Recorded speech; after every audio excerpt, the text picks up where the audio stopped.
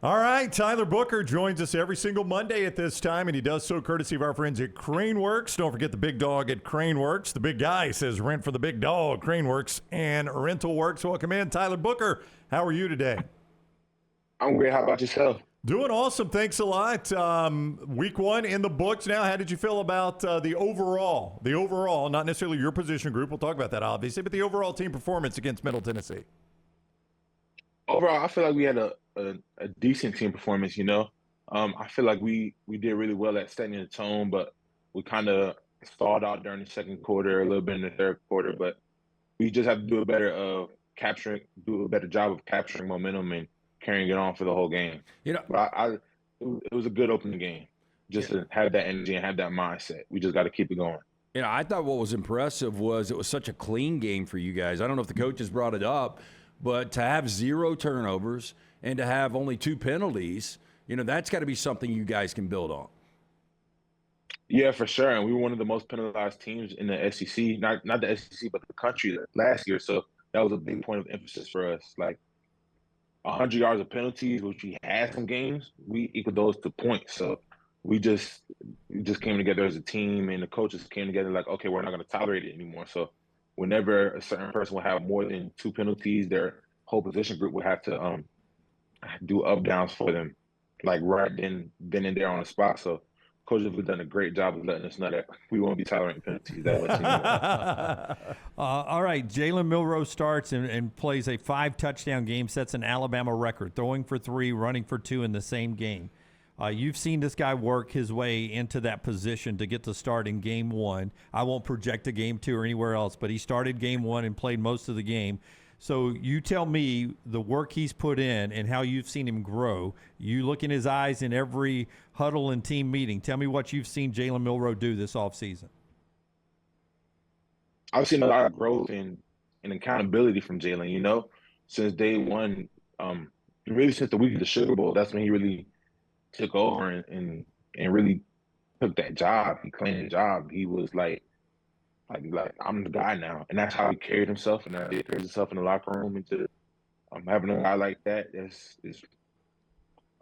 makes you more comfortable as an offensive lineman to know you have a guy with that kind of confidence behind you. You know, so he just carried himself like he was a starter.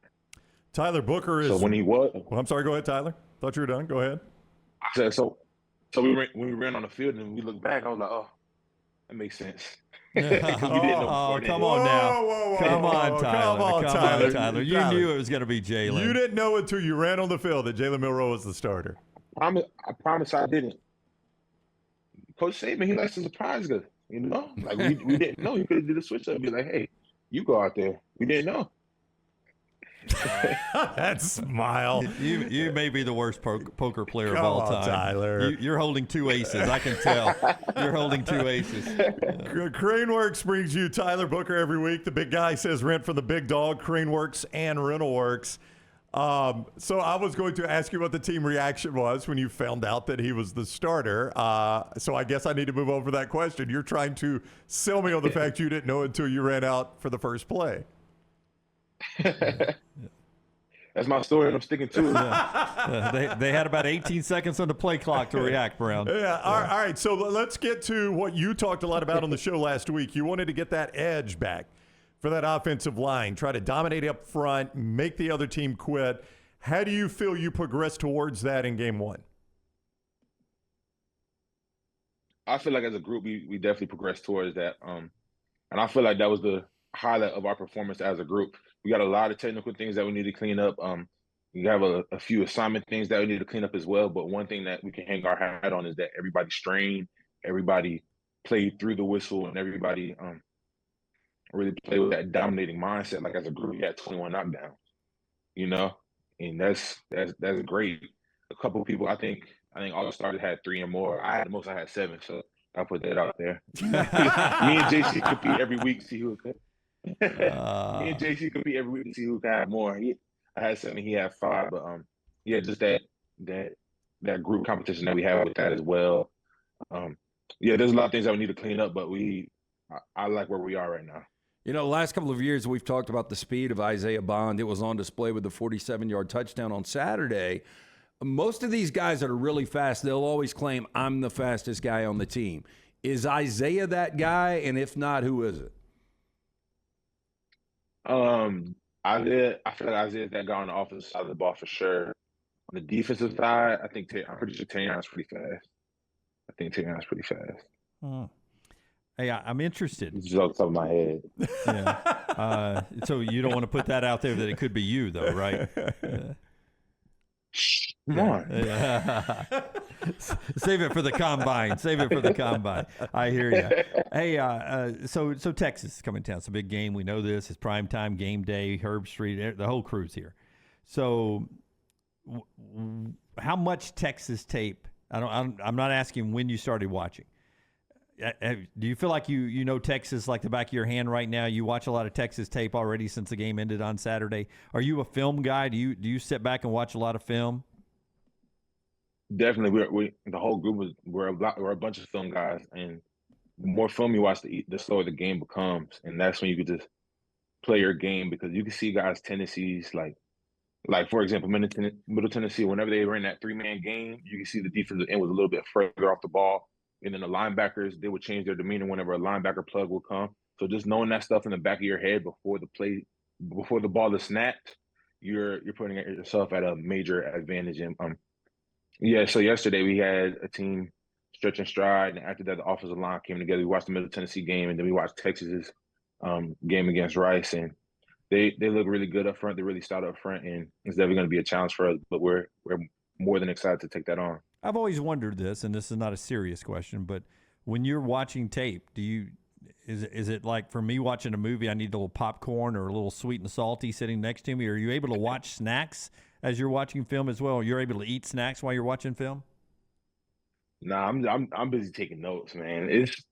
I wish. I mean, it's fun. It's fun watching other offenses and how they do things, and like an offensive lineman might punch in a certain spot or do something to knock the defender off kilter. So I'll write that down. But it's really an art form, really watching film. Yeah. Tyler Booker is with us, courtesy of CraneWorks. The big guy says, rent for the big dog, CraneWorks and RentalWorks. One of the plays that a lot of people talked about in the game, Middle Tennessee had a spy on Jalen Milroe. He left his feet, and you made him pay for that. That man has a family, Tyler. What are you doing to that poor kid? I learned it from my offensive line coach, Trey Thomas, back at IMG. So when he first came, he played for the Eagles, all-pro Pro Bowl tackle years and years ago. But he would always show us clips of him playing. And I remember the clip of him. He played the Dallas Cowboys. I forget which defender it was, but the defender jumped, and he landed, but he hadn't landed all the way. And Coach Thomas punched him, and he said he ripped the dude's hamstring off the bone. So I always remember that. Like if I catch somebody jumping, you gotta wait for them on the way down. So once they're on the way down, that's how you get in the fall. Because if you punch them in midair, they can adjust. But when they're on the way down, you just let gravity do the work. Okay. Ripped his hamstring off the bone. You seem like a really honest guy, right? If I ask you a question, you're going to answer it honestly, right? So last week we talked about your hydration, and you said that you piss all of the time. Have you ever taken a piss during a game with pads on? Not since middle school, because at IMG we had the tent that I could go in, and then we had the tent that we could go in here. Yeah. So thankfully, technology has come a long way. It's a tent. It works out good. It works out good for you there. All right, so we're getting ready for a big game week. You seem to be a little less energized today, the wear and tear of a game in a season. What has the rehab, I don't think us fans, we watch the game on Saturday and then we forget about you guys until maybe on Thursday again. You guys are working 24/7, 365 for the entertainment of the fans. We forget about you until you roll out there again on Saturday night. What's rehab like after a game? What have you had to do to get fired back up, rehydrated, rejuiced, rejuvenated, and get ready for the next game? How much time have you been with the trainers? Been cold tubbing? What have you been doing? So yeah, after the game, I hit the cold tub, and then I come home. But the next morning, I was in the facility at 7 a.m. getting treatment. I had treatment all day yesterday. We did the stretch and stride watch film, stayed in, got more treatment. I think I got in at 7. I didn't leave until like almost 6, 7 o'clock that night, just getting treatment, just working on my body. And then that's why I'm in my grades right now. I just left treatment. I got here at 8 this morning. I've been getting treatment ever since. So your body is your business. So however much you put into your body, that's what your body's gonna give you back. I like that. Your body's your business. All right, he is Tyler Booker. Alabama, Texas, biggest game in the nation this week. Game day there, SEC Nation. Everybody going to be in Tuscaloosa. Tyler, we greatly appreciate the time, man. Good luck Saturday night against the Longhorns.